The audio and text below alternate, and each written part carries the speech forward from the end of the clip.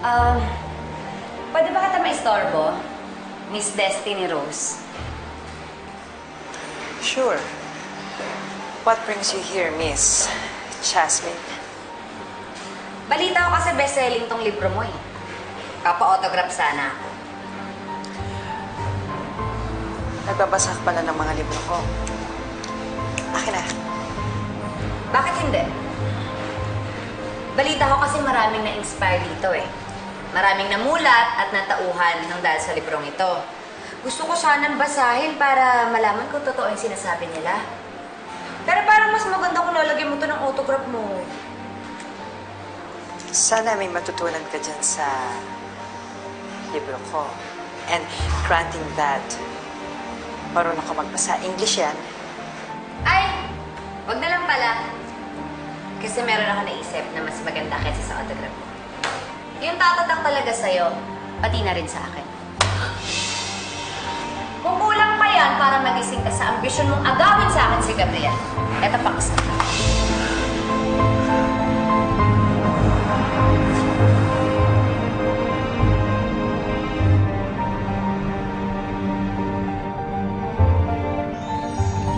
Masakit ba masampal ng sariling libro?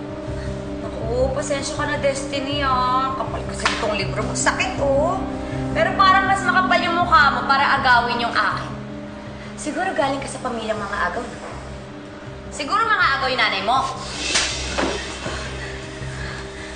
Sorry, ah. Mas makapal pala ang kamay ko kaysa sa libro ko. Jasmine, hindi mo ako kilala. Mahaba ang pasensya ko. Pero hindi sa nanay ko.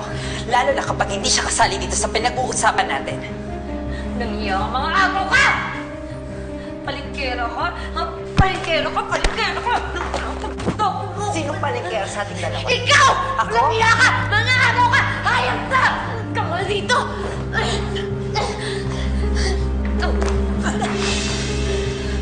Ikaw ang sumugod dito. Ikaw ang unang nanggulo. Sa tingin mo, gawain niya ng isang edukada. Sino ngayon ang walang pinag-aralan sa ating dalawa? Nakakahiya ka.